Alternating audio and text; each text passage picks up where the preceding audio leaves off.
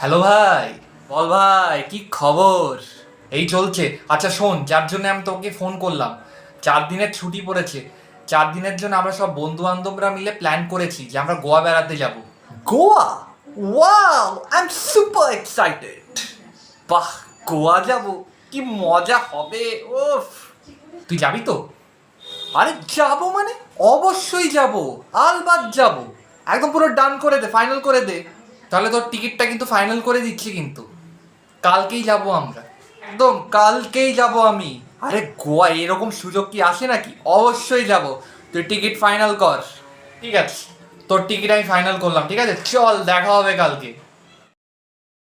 রে ভাই, কোথায় রে তুই? তোর জন্য 1 ঘন্টা ধরে আমি ওয়েট করছি। আমার মনে হয় আজকে আমার গোয়া যাওয়া হবে না। গোয়া যাওয়া হবে না মানে? আমার মায়ের না শরীর খারাপ হয়ে গেছে। সে কি?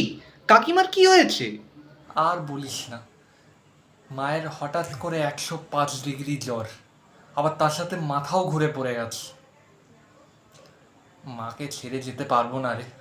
এ বাবা! আরে না না না, তোকে কোথাও যেতে হবে না, তুই বাড়িতেই থাক, তুই কাকিমার খেয়াল রাখ।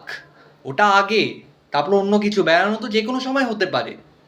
আমারও খুব খারাপ লাগছে তোদের সাথে যেতে পারলাম না বলে।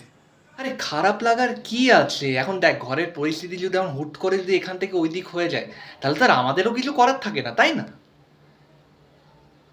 দেখ, তোর যদি কোনো কোনো জিনিসের যদি কিছু দরকার লাগে, অবশ্যই কিন্তু আমাকে জানাবি, ঠিক আছে?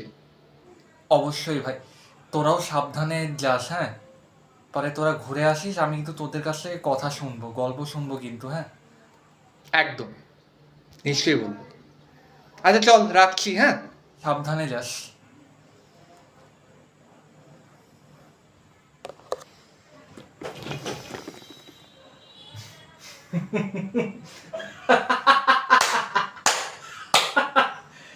কি, কেমন দিলাম?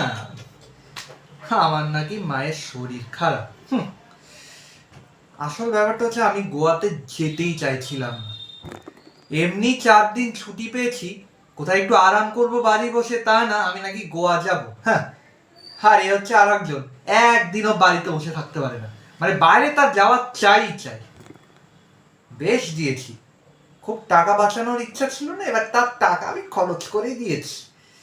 হ্যাঁ, এবার এই 4 দিন ভালোভাবে আরাম করব আমি।